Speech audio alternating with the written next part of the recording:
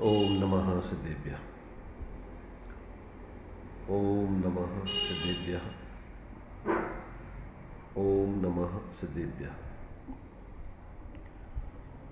मंगलम भगवान वीरो मंगलम गौतमोगुणी मंगलम कुंद कुंदाद्यो जैन धर्मोस्तु मंगलम सर्वमंगल मांगल्यम सर्वकल्याणकारकं प्रधानं सर्वधर्माणां जैनं जयतु शासनं जैनं जयतु शासनम्।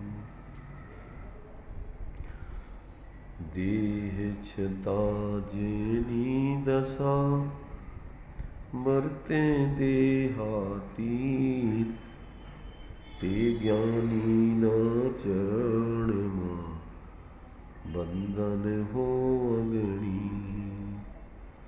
ते ज्ञानी न चरण मां बंधन हो अगणी। सकल विभाव अभाव कर किया आत्म कल्याण परमानंद सुबोधमय नमो सिद्ध भगवान। नमो सिद्ध परमात्म को अक्षय बोध स्वरूप जिनने आत्म आत्ममय पर जाना पर रूप।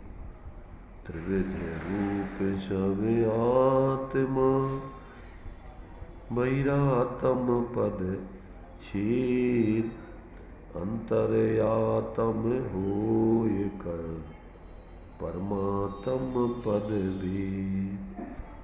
अंतरयातम होय कर परमात्म पद भेद।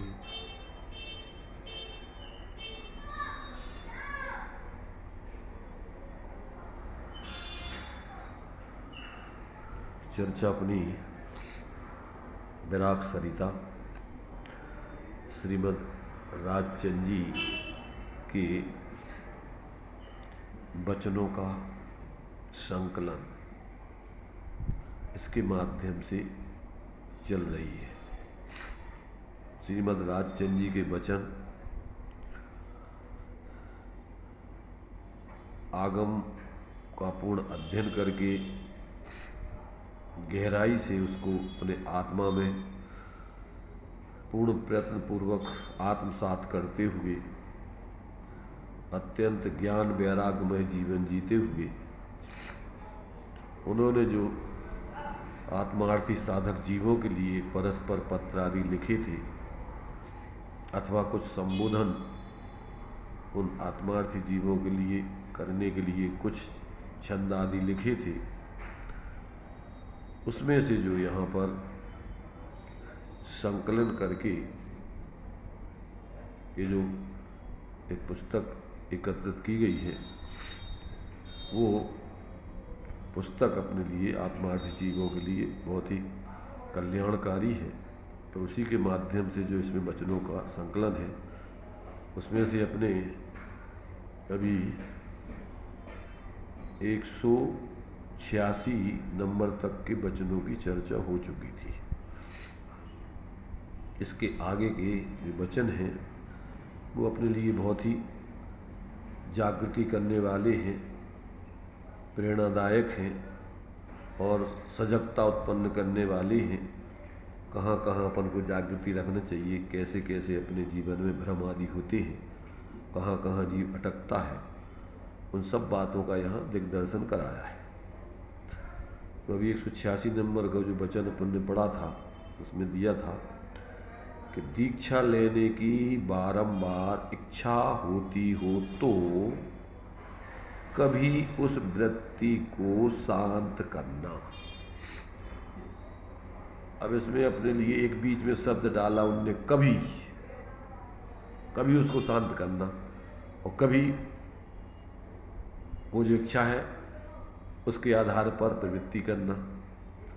तो ये अपन को समझने लायक है। कभी कभी शब्द जो डाला है, क्यों कि जब तक आपको यथार्थ आत्मबोध न हो जाए और जब तक आपको स्पष्ट रूप से वस्तु स्वरूप पूर्ण रूपेण समझ में न आ जाए और जब तक अपनी सामर्थ्य उस पद की साधना करने में सक्षम न दिखे, तब तक अपने लिए उस वृत्ति को शांत करना, अज्ञान दशा में, भावुकता में, बिना सोचे समझे, जल्दबाजी में ये कदम उठाना योग्य नहीं है। यदि आपकी सामर्थ्य हो तो वो कार्य तो करने लायक ही है। प्रत्येक ज्ञानी भावना भाते ही है कि वो दिन कब आएगा कि जब हम संपूर्ण परिग्रह आदि त्याग करके, इन्होंने भाई अपूर्व अवसर की भावना, इसलिए उसका सर्वथा निषेध नहीं समझना। वो तो अपनी उस लायक भूमिका ना हो तो ऐसी भावुकता वाली वृत्ति को, इच्छा को शांत करना भी, अभी जल्दबाजी नहीं करना। एक पत्र में गणेश प्रसाद वर्णी जी ने अपने साथी ब्रह्मचारियों को अथवा जो भी घर गृहस्थी में रहने वाले साधक लोग हैं, उन्होंने वर्ण जी से सलाह मांगी कि हमारा निर्वृत्ति लेने का भाव है, घर छोड़ करके जो है निर्वृत्त होकर के हम विचरण करना चाहते हैं। इन्होंने अपने अनुभव के आधार पर कहा कि भैया अभी जो है ये काल बहुत ही विषम काल दिख रहा है, इसलिए अगर तुम्हारे लिए विशेष वैराग्य हो तो अभी निर्वृत्ति लेकर के घर के गांव के बाहर कोई भी तुम्हारी धर्मशाला आदि हो, अथवा तुम स्वयं एक धर्म आराधना के लिए एकांत स्थान में घर आदि छोटा सा कुटिया आदि बनाकर पहले वहाँ अभ्यास करो, आराधना करो, और फिर देखना तुम्हारे लिए कैसा लगता है। क्या तुम इस प्रकार से सारी प्रतिकूलताओं में और इस सारी की सारी परिस्थितियों में क्या तुम उसमें स्थिर रह करके अपनी आत्मा आराधना कर सकते हो? अगर नहीं कर सकते हो तो अभी जल्दबाजी नहीं करना। और उन्होंने अपने स्वयं के अनुभव बहुत सारे ऐसे लिखे हैं कि भैया देखो अभी हीन सहनन है, किन्हीं ब्रह्मचारियों ने, किन्हीं त्यागी वृत्तियों ने उनको कहीं एक स्थान पर ठंड का मौसम था बुलाया, तो उन्होंने अपने पत्र में लिखा कि देखो भैया तुम लोग बाहर से थोड़ी ज़्यादा निर्वृत्ति वाले हो, अभी आप ओढ़ने के लिए ज़्यादा कपड़े वगैरह नहीं लेते हो, परंतु हमारी अभी ऐसी सामर्थ्य शक्ति नहीं है कि हम अभी पल्ली या रुई का कपड़ा ना लें ठंडों में और हमारा जो है परिणाम सहज रह सके। तो हम जो है अभी रुई का कपड़ा, पल्ली वगैरह ओढ़ते हैं और तुम लोग देखोगे तो परिणाम बिगाड़ोगे, इसलिए भैया तुम अपनी साधना वहीं करो, हम अपनी साधना यहीं करते। मतलब विवेकी व्यक्ति, सरल व्यक्ति, सहज व्यक्ति, सही आत्मार्थी व्यक्ति नाटक, प्रदर्शन, दिखावटी बनावटी जीवन पसंद नहीं करता है। बहुत ही स्वाधीन, सिंपल, सरल जीवन जीना चाहता है और उसी में धर्म है। पराधीनता में धर्म नहीं है। अभी तुम्हारी इच्छाएं, अपेक्षाएं, सामर्थ्य उतनी नहीं हो तो तुम दूसरों के अधीन हो जाओगे। जो चीज़ें ज़रूरत है और तुमने सब छोड़ दो परिग्रह वगैरह, तब तुम दूसरों से मांगोगे और नहीं देंगे तो तुम्हारे परिणाम बिगड़ेंगे, अपेक्षा रखोगे। इसलिए ये बहुत ही, ये मार्ग विवेक का है, संतुलन का है और भावनापूर्वक सामर्थ्य प्रमाण साधना करने का है। जल्दबाजी का, भावुकता का, उतावलेपन का ये मार्ग नहीं है। इसलिए यहाँ लिखा है कि दीक्षा लेने को अगर बारंबार तुम्हारी इच्छा होती है तो कभी कभी उस वृत्ति को शांत करना। अगर ऐसी परिस्थिति तुम्हारी नहीं हो तो अभी जल्दबाजी नहीं करना। और कल्याण क्या है तथा कैसे होता है इसकी बारंबार गवेषणा करना, इसका गहरा विचार करना कि मूल मार्ग क्या है। बाहर नहीं अकेले घर परिवार छोड़ने नहीं, थोड़ी मोक्ष का मार्ग है। जब तक अंतर में अपन को अपने आत्मस्वरूप का बोध और उसकी आराधना करने की कला नहीं मिले और उसमें अपने परिणाम एकाग्र नहीं हो तो बाहर में कहाँ भटकते रहोगे। अगर घर छोड़े घर घर फिरे तो कहते ज्ञानी घर मत छोड़ो कंत, और घर छोड़े निज घर मिले तो घर छोड़ो संत। अगर अपना बाहर का संयोग आदि वाला जो परिग्रह घर आदि छोड़कर तुम्हें अपने उस चैतन्य घर की प्राप्ति हो जाए, उसकी आराधना करने में सक्षम हो जाओ तो ठीक है, घर परिवार छोड़ के आराधना करो। और अगर वो बाहर के घर छोड़ के और फिर तुम्हें अपनी व्यवस्था के लिए घर घर में भटकना पड़े तो कहते भैया ऐसे में घर छोड़ करके अच्छा नहीं है घर छोड़ना।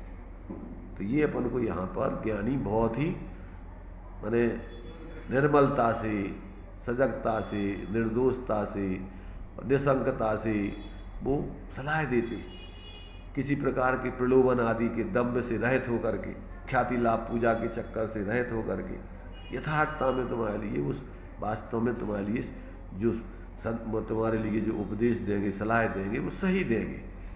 वो झूठी अपनी ख्याति लाभ पूजा बढ़ाने के लिए, भीड़ इकट्ठी करने के लिए, मान सम्मान आदि पाने के लिए शिष्यों का समूह इकट्ठा नहीं करेंगे।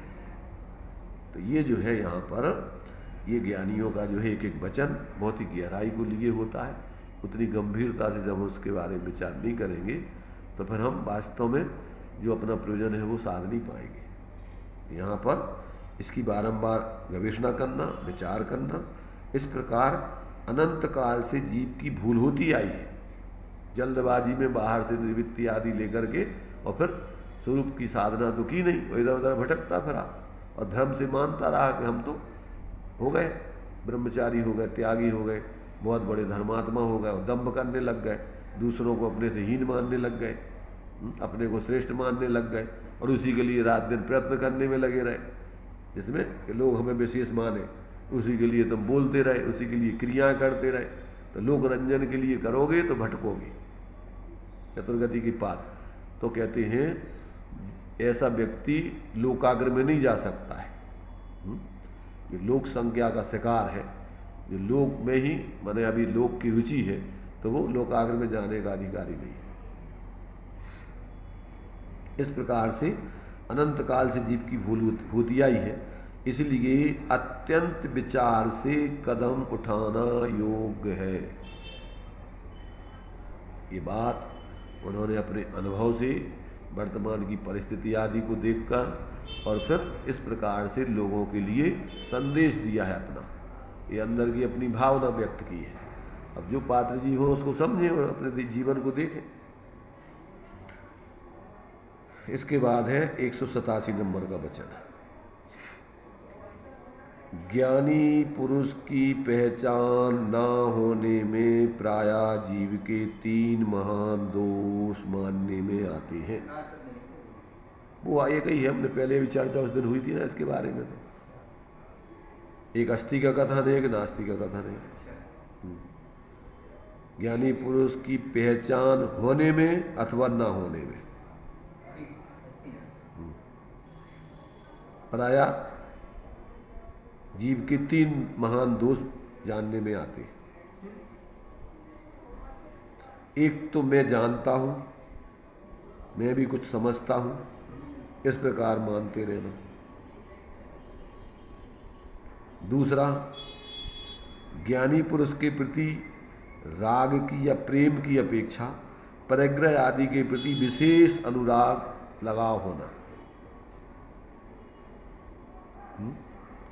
तुम्हारी कहाँ विशेष रुचि है, रस है, प्रेम है, लगाव है। अगर तुम्हारे लिए आत्महित करना है तो आत्महित करने वालों के प्रति तुम्हारे लौकिक प्रयोजन साधने के निमित्त आदि से उनके प्रति विशेष बहुमान होगा, विशेष प्रेम होगा। और अगर तुम्हारा अभी लौकिक जीवन जीने की रुचि है तो लौकिक चीज़ों से, लौकिक लोगों से तुम्हारा विशेष अनुराग होगा। तो महत्ता तुम्हारी कहाँ है, किस पे तुम्हारा बल है, किसका विशेष पक्ष है। अगर तुम्हारा लौकिक जीवन जीने की अभी रुचि है तो तुम ज्ञानी जीवों की पहचान नहीं कर पाओगे। क्यों कि ज्ञानी जीवों को पहचानना, लोक में ऐसा कहा जाता है कि आदमी की परख होती है बसे और सोने की परख होती है कसे। उसके सानिध्य में रहोगे और उससे जिससे पाना है उसके प्रति विनम्र होकर के वो छोटे बन के रहोगे तो तुम्हारे लिए कुछ प्राप्त होगा, और तुम उसके सिर पे बैठ करके उससे कुछ लेना चाहोगे। और या फिर बाहर में तो तुम बहुत नज़दीक बने रहो और अंदर से उससे जुड़ो नहीं तुम। अपनी अलग ही कुटेब चलाते रहो तो तुम उससे क्या पालोगे। और कोई कोई व्यक्ति दूर रह करके भी बहुत कुछ पा लेते।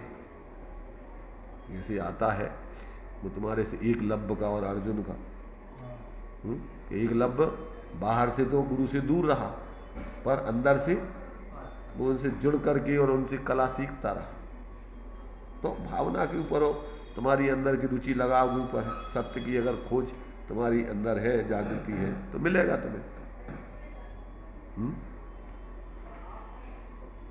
इसलिए ये सब बातें अपन को समझने लायक है, जीवन में अपने देखने लायक है। और फिर अपना अगर हित साधना है तो जो अपने हित में बाधक चीज़ें हैं उनसे पृथक होकर के, उनसे अलग होकर के जिस अपने हित में साधक हैं उन चीज़ों को जीवन में अपनाना जरूरी है।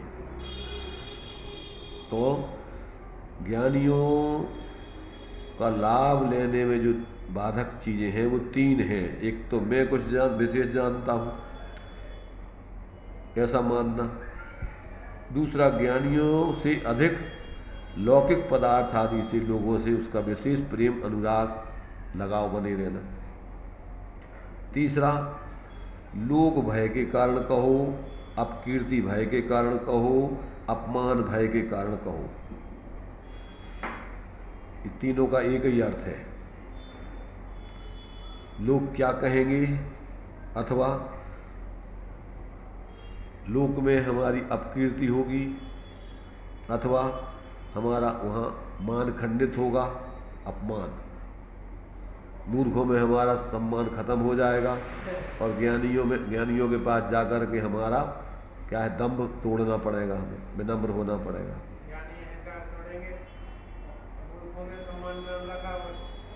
मूर्ख तुम्हारे मान को झूठा तुम्हारा सम्मान देकर तुम्हारे कसाय का अहंकार बढ़ाएंगे और ज्ञानी तुम्हारे झूठे अहंकार को खंडित करेंगे। इस भय के कारण से वो ज्ञानियों की नज़दीकता नहीं कर पाता, उनको पहचान नहीं पाता, उनसे दूर बना रहता है। कदाचित नज़दीक भी जाए तो अंदर उनसे जुड़ नहीं पाता वो, क्योंकि अंदर में अपनी अलग डेढ़कल चलाता रहता है। जानता हूँ, समझता हूँ, तो ये हो गया। ज्ञानी की अपेक्षा परिग्रह में ज़्यादा, परिग्रह लौकिक पदार्थ कहो, व्यक्ति कहो, परिग्रह आदि को सब लगा लेना उसमें। माने जो अपने लिए ज्ञानी है और जो अपना लौकिक जीवन है, तो लौकिक जीवन के लिए जो उपयोगी बाह्य परिग्रह आदि है अथवा जो मोही जीव है उनके प्रति विशेष प्रेम लगाव अनुराग बना रहना, और ज्ञानियों के प्रति उस जाति का प्रेम अनुराग प्रेम नहीं हो, तो इसका मतलब अभी तुम्हारी पात्रता नहीं पकी है। लोक भय कहो, अपकीर्ति भय कहो या अपमान भय कहो, ये तीनों का लगभग एक ही प्रयोजन है। ज्ञानी के पास सम्मान तो मिलने नहीं, अपमान नहीं, ज्ञानी के पास सम्मान तो मिलेगा पर जब तुम सम्मानी हो जाओगे तब। बिना सम्मानी के तुम्हें वो सम्मान देकर तुम्हारे दम्भों को झूठा पोषण नहीं करेंगे। हम ये कह रहे हैं कि तुम जिस भूमिका में हो, अगर तुम उस भूमिका में अभी सम्मानी नहीं हो तो तुम्हें वैसा सम्मान नहीं देंगे अभी, और जब तुम सम्मानी हो जाओगे तो फिर अपने से विशेष हो जाओगे तो तुम्हें अपने से ऊपर बैठाएंगे वो। जैसे मान लीजिए इनका आता है, गांधी स्वामी ने जो है निहाल भाई को कहा कि हम जब दीक्षा लेंगे तो हम उनको नमन करेंगे, वे हमसे पहले मोक्ष चले जाएंगे। तो शिष्य के प्रति कितना बहुमान है उनका, और बाहर में ज़्यादा नहीं जुड़ पाए, और जब आए तो वे जूता चप्पलों में बैठ के प्रवचन सुनते रहे, जगह ही नहीं मिलती थी, क्योंकि ज़्यादा परिचय नहीं था उनका। वो तो उनके पत्र आदि से, उनके जीवन से बाद में पता पड़ा कि अरे ये व्यक्ति तो बहुत ऊंचा था। क्यों? कौन? हाँ, तो क्या है कि वो तो व्यक्ति के जाने के बाद पता पड़ता है उसके जीवन आदि से, उसके वचन आदि से। क्यों? कि वो व्यक्ति लोगों में दिखाना तो चाहते नहीं है, बुद्धिपूर्वक तो वो ख्याति लाभ पूजा से दूर रहता है। और मूर्ख लोग भीड़ भड़क का ज़्यादातर वो जो है ज़्यादा परिचय अपना देना चाहते हैं और वो कभी परिचय देना नहीं चाहते अपना। इसलिए यहाँ पर कहते हैं कि भैया जब तक आपको अंतर में इस प्रकार का विवेक जागृत होकर के और अपने अंदर में इतनी विनम्रता आदि नहीं होगी तब तक आपके जीवन में ज्ञानियों का जो लाभ मिलना चाहिए, उनकी जो पहचान आदि होने चाहिए, वो उनको नहीं समझ पाओगे कि क्या है। क्योंकि ज्ञानी तो गुप्त रह करके अपनी आराधना करना चाहते हैं। ज़्यादा प्रदर्शन में लोग उसमें नहीं दिखावा में आना चाहते। क्यों? तो उसमें उनकी अपनी आत्मा की विराधना होती है, आराधना की विराधना। ज़्यादा बाहर में आए कि संकल्प विकल्प बढ़े, परिचय बढ़ा के उतने विकल्प खड़े होंगे।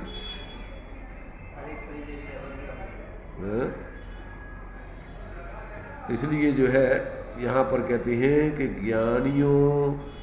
ज्ञानी पुरुष की पहचान होने में बाधक 3 मुख्य कारण हैं कि अपने को विशेष समझदार कि मैं भी जानता हूँ, अथवा ज्ञानी पुरुष के प्रति अनुराग या प्रेम की जगह परिग्रह आदि बाह्य लौकिक संसारिक जीव आदि के प्रति उसको विशेष अनुराग रहे, प्रेम रहे। तीसरा, लोक भय के कारण अथवा अपकीर्ति या अपमान भय के कारण ज्ञानियों से विमुख रहना, दूर रहना। ये 3 कारण जीव को ज्ञानी से अनजान रखते हैं। ज्ञानी से अनजान रखते हैं, अर्थात ना तो ज्ञानी उसको जानता है, ना वो ज्ञानियों को जानते हैं। ज्ञानी तो परोक्ष रूप से सबको जानते हैं, पर प्रत्यक्ष रूप में उनसे परिचय नहीं हो पाता है या उनसे लाभ नहीं ले पाता है वो।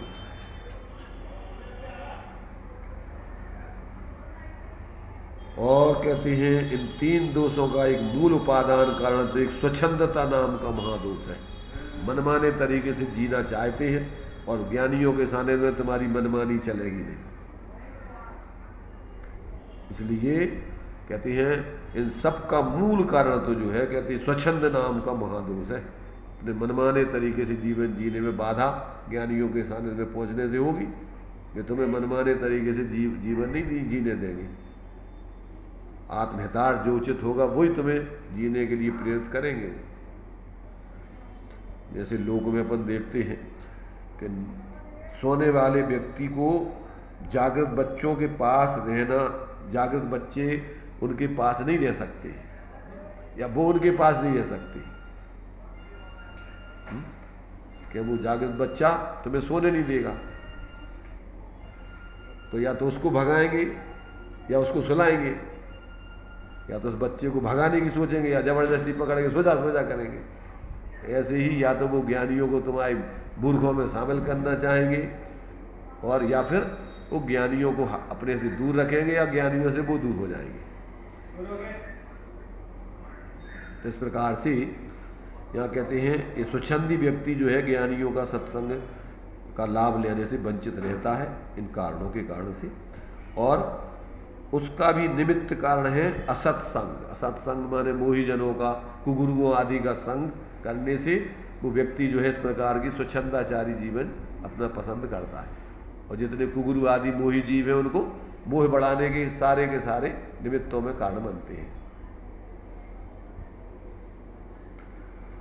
तो इस प्रकार से ये जो है अपने लिए जो सत्संग सर्व सुखों का मूल है, उस सत्संग से वंचित होने का यहाँ पर जो है मूल कारणों के बारे में कुछ गवेषणा उन्होंने की है। अपन देखें अपने जीवन में कहीं ऐसा तो नहीं चल रहा है, और चल रहा है तो उसको अपन अगर आत्मार्थ सिद्ध करना चाहते हो तो दूर करके और अपन ज्ञानियों का सत्संग प्राप्त करने के लिए प्रयत्न करें, खोजें और उनका सानिध्य करके अपना जीवन शोधन करें। 188 नंबर का वचन है, जिस वस्तु का महात्म्य दृष्टि में से चला गया उस वस्तु के लिए अत्यंत खेद नहीं होता।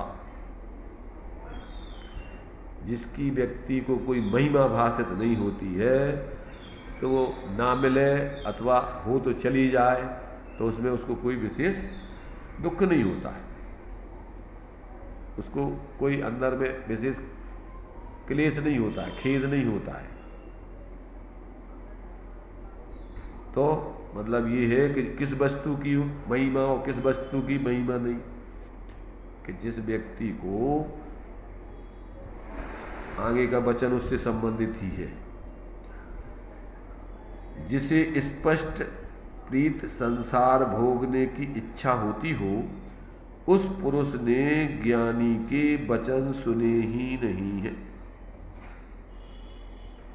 तो ऊपर का जो है कि जब जिसने ज्ञानियों के वचन सुने हो और उसने आत्मा की महिमा समझी हो और अन्य पदार्थ आत्मा से भिन्न है, उनका अकिंचित कर्पणा आत्मा के हित में कल्याण में समझा हो, तो उसके लिए आत्मा को छोड़ के दुनिया में और किसी की महिमा नहीं आती, किसी का महत्व भाषित नहीं होता।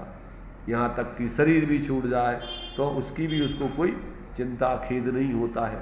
क्यों कि उसने पहले ही से अपने आत्मा से उसको भिन्न अलग जान लिया, अपनी आत्मा को छोड़ के परमाणु मात्र भी नहीं है ऐसा जान लिया, तो उसके लिए अपनी स्वरूप को छोड़ के बाकी किसी की महिमा नहीं आती।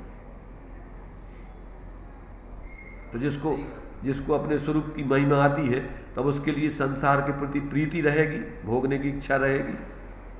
अगर ऐसे उसको है तो समझ लो कि उसको अभी ज्ञानियों के वचन सुने ही नहीं, समझे ही नहीं, उसको निर्णय हुआ ही नहीं, अभी वो उसके मोह हावी है उसके ऊपर।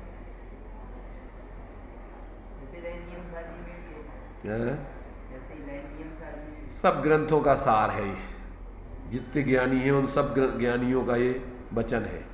अकेला एक नियम सार क्या,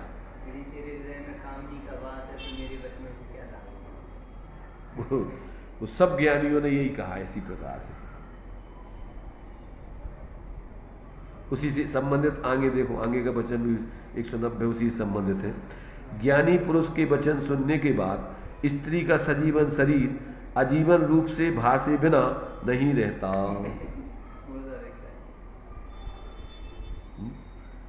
इसने ज्ञानी के वचन सुने हैं और सबसे भिन्न आत्मा के स्वरूप की महिमा जिसको आई हो, अनुभव किया हो, तो अब उसके लिए स्त्री का शरीर क्या है, सचेतन कैसे दिखेगा?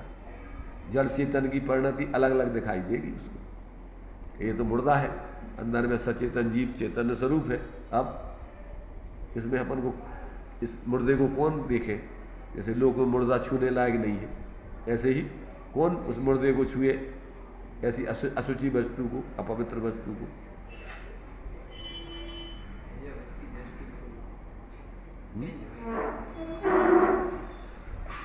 इसलिए ज्ञानी के वचन सुनने के बाद स्त्री का शरीर यदि उसे अचेतन रूप में भाषित नहीं होता है, तो उसने ज्ञानी के वचन सुने नहीं।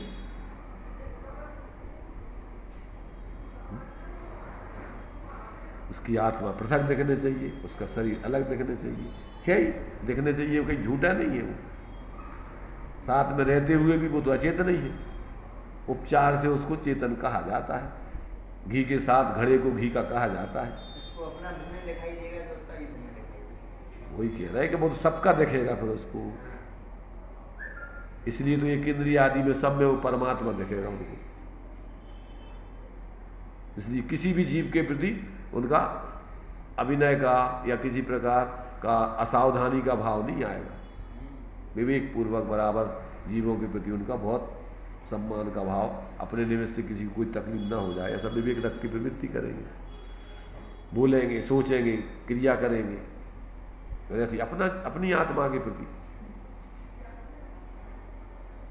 ये जो है, मैंने इन सारे वचनों में अपन को विस्तार से सब खुलासा, एक चीज समझ ली तो उसने एक को साध लिया, तो सब चीजें ये आपको ज्ञान में विस्तार रूप में फिर एक एक का खुलासा करते रहो आप।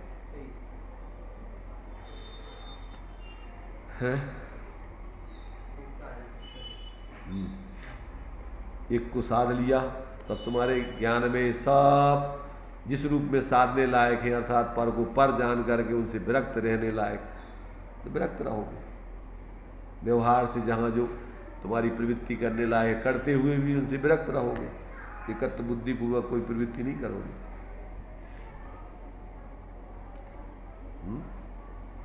इसलिए पूज्यपाद स्वामी ने लिखा है कि ज्ञानी चलते हुए नहीं चलते, देखते हुए नहीं देखते, खाते हुए नहीं खाते, बोलते हुए नहीं बोलते।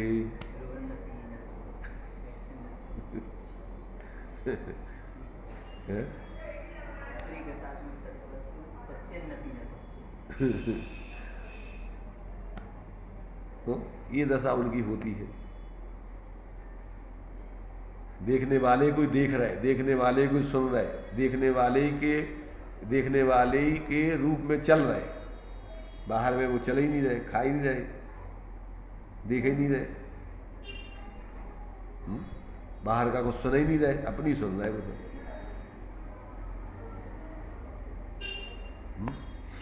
क्या करते बताओ? परमार्थ से अपन ज्ञान में सब ज्ञानी रूप होकर के ज्ञात होते हैं, तो वे वास्तव में तो अपने में आते ही नहीं हैं।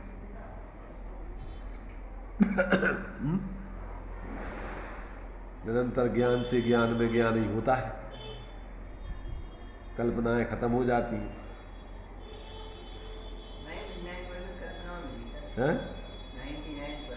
99% का अज्ञान दशा में 100% कल्पना होगी। 1-8% बगैर कल्पना के रहता क्या? मिथ्या दृष्टि। 24 घंटे कल्पनाएं। कल्पनाएं माने तड़फना, कल्पना, तड़फना। भैया जी बहुत कल्प रहे हैं, देखो तो ये बहुत कल्प रहे हैं, तड़फ रहे, दुखी हो रहे।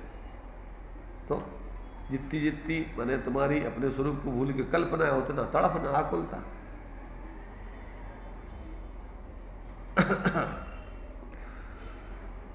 बहुत गजब की बातें हैं भाई। कौन समझे, कौन समझावे?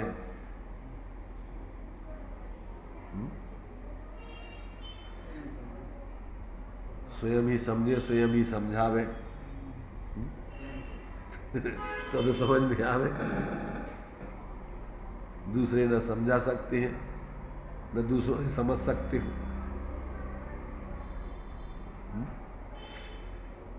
क्या है ये समझ में जब तक नहीं आएगा इस प्रकार, तब तक आदमी निरंतर परलक्षी जीवन जीता है, भटकता रहता है धर्म के नाम पर इधर उधर इधर उधर। यहाँ चलो, वहाँ चलो, यहाँ मिल जाएगा, वहाँ मिल जाएगा, कहाँ मिल जाएगा, कहीं कुछ मिलना नहीं है। यतो न किंचित परतो न किंचित, यतो यतो यामी ततो न किंचित, विचारे अन्य जगत न किंचित। विचार करके देखो तो जगत में तुम्हें कहीं कुछ मिलने वाला नहीं। कहाँ मिलेगा? स्वात्मावबोधात अधिकम न किंचित। अपने आत्मबोध से अधिक कहीं दुनिया में तुम्हें कुछ मिलने वाला नहीं। स्वरूप ही तुम्हें मिल सकता है और बाहर में कुछ नहीं मिल सकता, न मिला है आज तक, न मिलने की व्यवस्था है। अपनी परिणति में, अपने ज्ञान में पर तो मिलते ही नहीं, स्व मिला हुआ है और मिल सकता है, तो उस पर लक्ष्य नहीं है, इसलिए भ्रमित रहता है जी।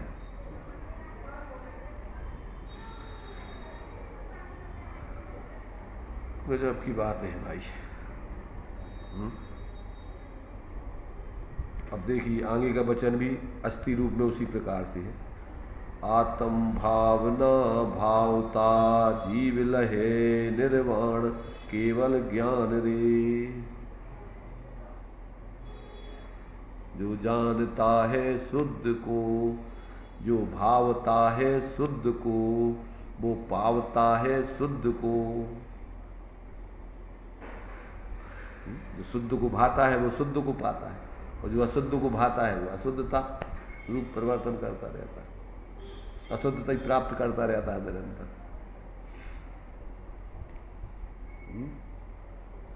इधर देखने में हमारी गर्दन दुखने लगती है। सामने बैठना चाहिए सुनने वालों को।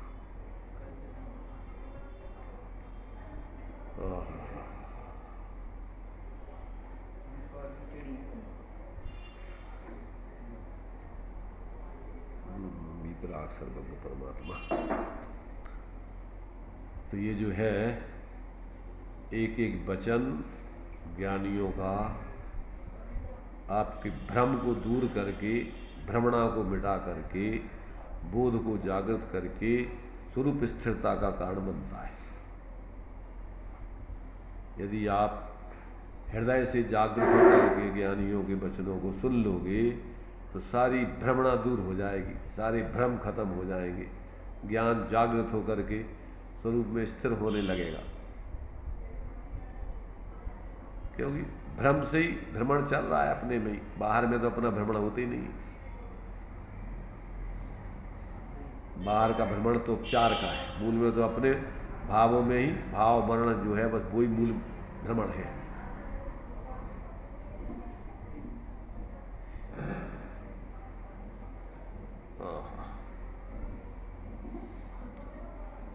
तो ये जो है इसमें कह रहे कि जो आत्मा के स्वरूप को समझकर और निरंतर उसकी भावना भाता है वो अपने उस स्वरूप को प्राप्त करके केवल ज्ञान स्वरूप हो जाता है, भगवान बन जाता है। उसकी भगवत्ता अंदर से खिल जाती है, मुरझाई ज्ञान लता अंतर्बल से खिल जाती है।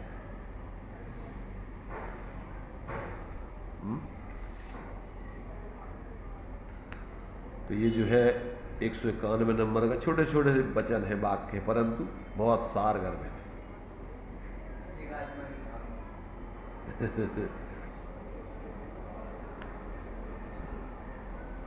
एक कहानी सुनाई थी ना तुम लोगों को, ध्यान में हो पंडित जी ने, कि राजा बाहर विदेश जा रहा था, रानियों से कहा कि किसको क्या चाहिए, सुनी थी?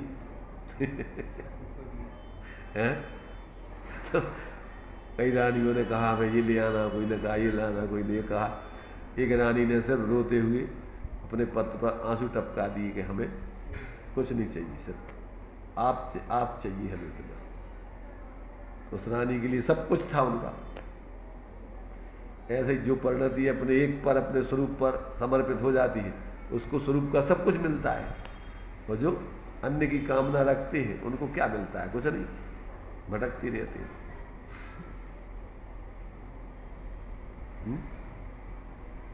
पहले जब शादी करते थे तो ऐसी पहचान करते थे लड़की की कि इसकी क्या इच्छा है, कि तुम मैंने क्या तुम्हारी कामना है, किस किस चीज़ की तुम्हें ज़रूरत पड़ेगी शादी के बाद। तो देखते थे कि अगर उसकी बाहर की रुचि है तो वो तुम्हारे घर परेशानी का कारण बनेगी। वो कहते कि हमारी तो उसी में संतुष्टि है जिसमें हमारे पति प्रसन्न रहेंगे, हमारी वही चाह रहेगी जो हमारे पति की चाह होगी।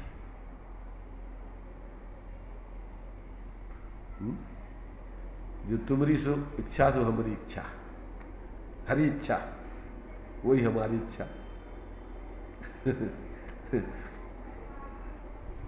तो हरि तो इच्छा रहे थे, तो तुम भी इच्छा रहित हो जाओगे तो तुम हरि बन जाओगे।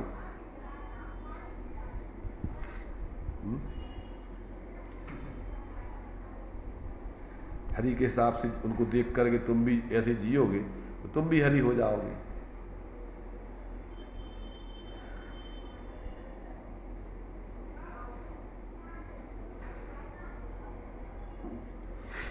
भाई जैसों की संगति करोगे वैसे हो जाओगे।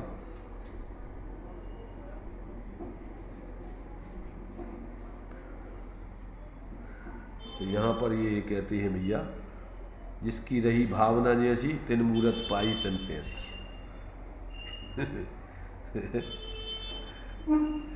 इसमें भी वही भाव है। तुम्हारी ही प्रतिबिंब ही तो है, तुम्हारे में आता है, तुम्हारी जो भावनाओं का ही प्रतिबिंब तो आत्मा में प्रकट होता है। अपन किसी एक एकांत घर में आवाज लगाओ तो वही आवाज तो लौट के आएगी तुम्हारी।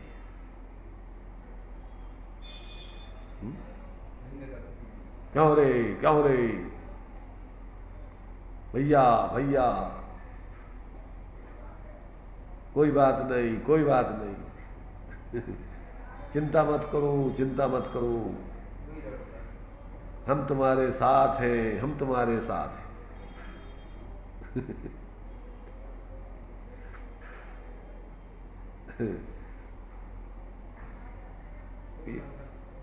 तो इसलिए अपन को सिर्फ दृष्टि तो है, सब खेल कमाल, दृष्टि का तो कमाल है, जैसी दृष्टि वैसी सृष्टि। इसलिए सबसे पहले उस दृष्टि का महत्व है। तुम्हारी दृष्टि कहाँ है, क्या है? मोक्ष महल की प्रथम सीढ़ी, संसार महल की प्रथम सीढ़ी, कुदृष्टि मिथ्या दृष्टि संसार महल की प्रथम सीढ़ी, संसार की सीढ़ी है, मूल है संसार का। और सुदृष्टि सदृष्टि ज्ञान वृत्तानि धर्मम, तो यदि ये प्रत्यनीकानि भवंती वो पद्धति। एक दो लाइनों में तो पूरा सब कुछ है।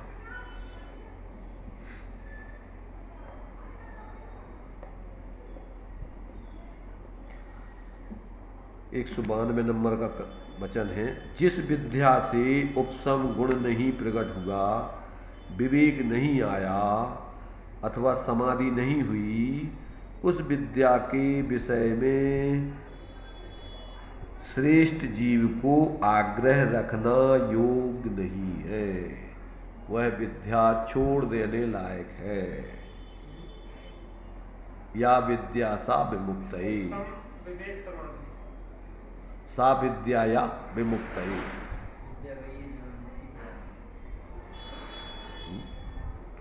जो तुम्हारे लिए मुक्ति का कारण बने वही विद्या विद्या है।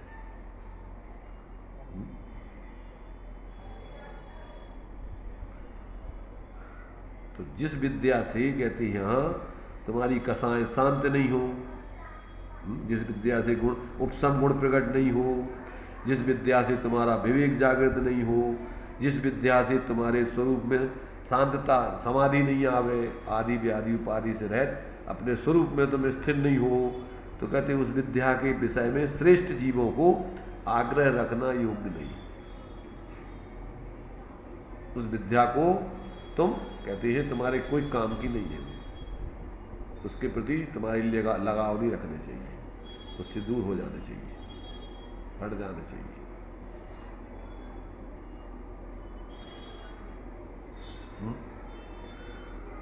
कितनी सीधी सादी सपाट बातें हैं इसमें। अब क्या है बताइए आप, अपनी भाषा में, सरल भाषा में। अभी नहीं हो आप प्राकृत में बोलो, संस्कृत में बोलो, उर्दू में बोलो, कछु में बोलो। अब जिस भाषा तुम समझते नहीं हो, अरे साहब लोगों के लिए भाषा का आग्रह रहता है। अरे भाषा तो भावों को व्यक्त करने का एक माध्यम है। समोषण में भी कोई भाषा होती क्या है? जिस भाषा में जो समझे उस वो भाषा होती है। दशष्ट महाभाषा समेत लघु भाषा सात शतक सुचित सुस्यादवाद में सप्तभंग गणधर गूथे 12 से। मूल में तो देखो अनक्षरी भाषा होती है भगवान की दिव्य ध्वनि। उस भाषा को तुम अपनी अपनी भाषा में ढाल लो जिस रूप में ढालना चाहते हैं।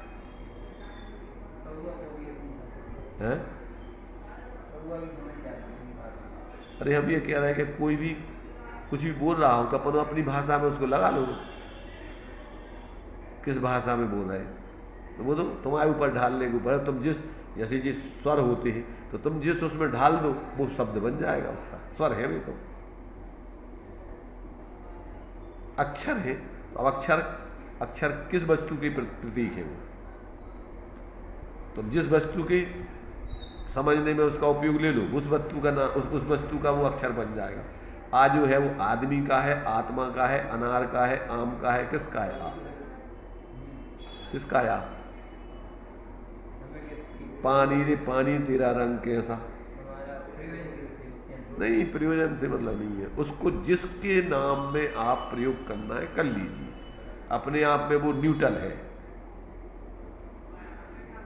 ऐसे ही ध्वनि जिस रूप में आप ढाल दो उसका वो अक्षर बन जाएगा। ध्वनि है वो।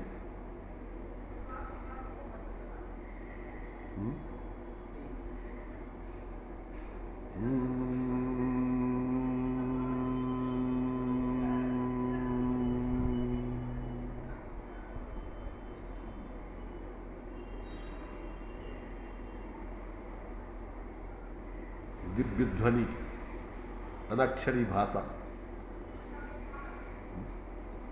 तो बिंदु है, बिंदु जिस रूप में तुम ढाल दो वो अक्षर बन जाएगा उसका। बिंदु अपने आप में कोई अक्षर नहीं है। उनको जो आकार देना है तुम वो आकार दे दो।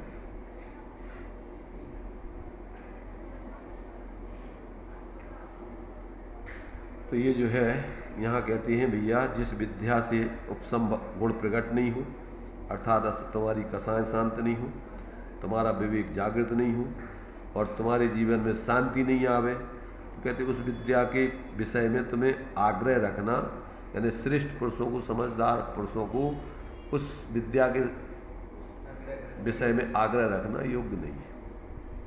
तो उसके प्रति पकड़ रखना, उसकी पकड़ रखना तुम्हारे हित में नहीं है। इस प्रकार से यहाँ अपन को ये 192 नंबर तक का वचन ये हो गया। आगे के लिए 193 नंबर का वचन। इस काल में मुमुक्षु जीव को संसार की प्रतिकूल दशाएं प्राप्त होना, यह उसे संसार से तरने के समान है। अनंत काल से अभ्यस्त इस संसार के विचार करने का समय प्रतिकूल प्रसंगों में विशेष होता है। यह बात निश्चय करने योग्य है।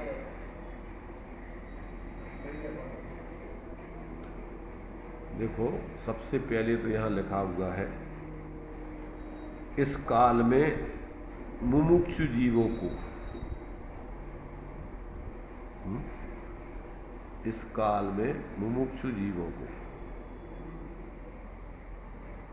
प्रतिकूल दशाएं प्राप्त होना, यह उसे संसार से तरने के समान है।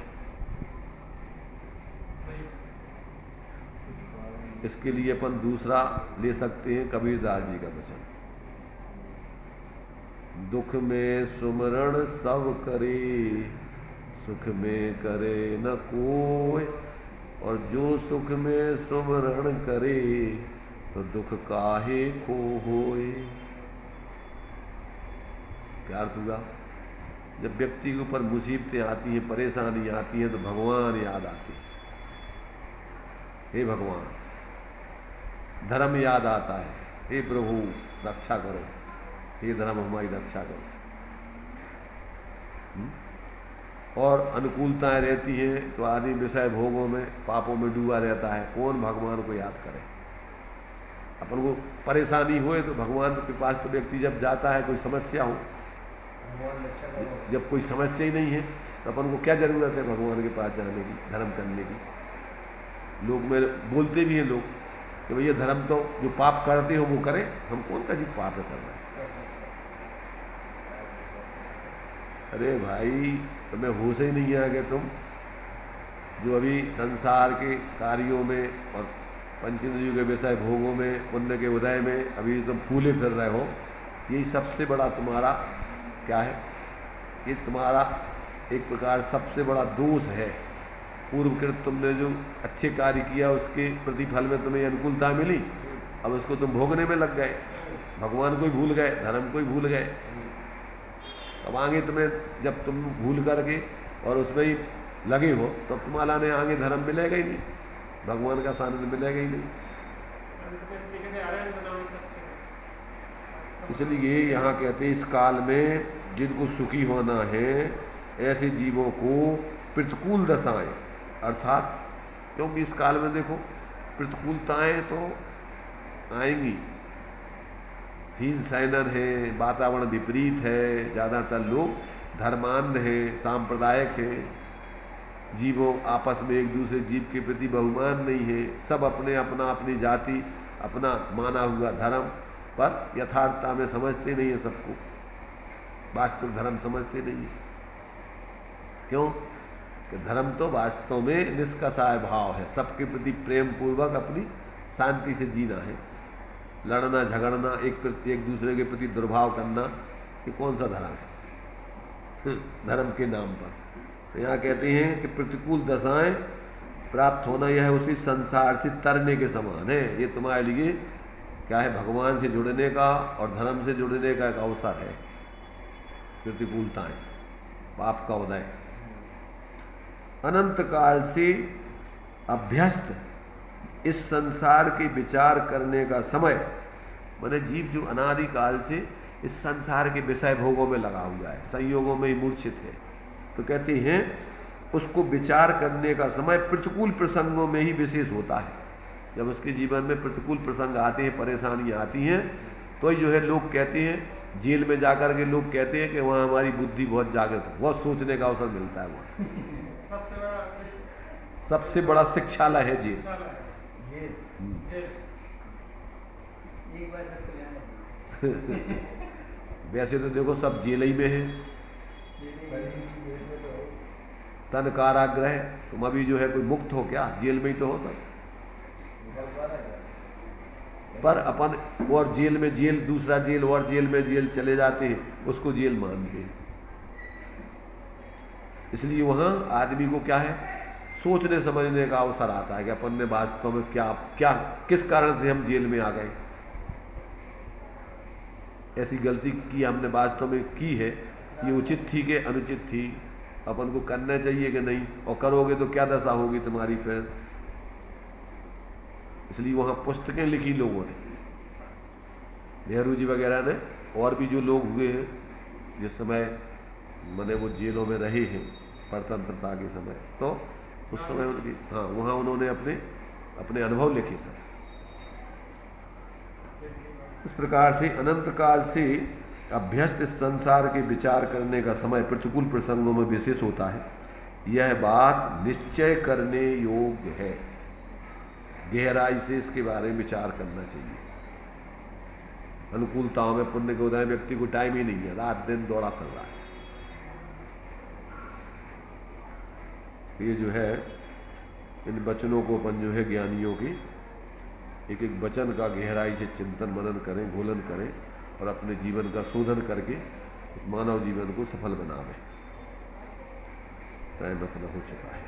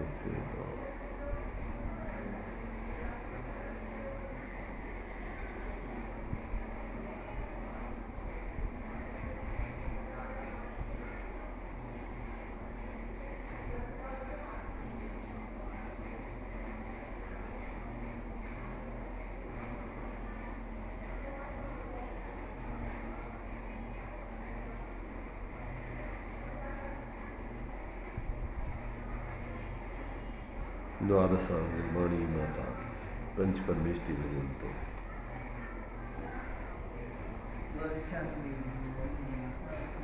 जय।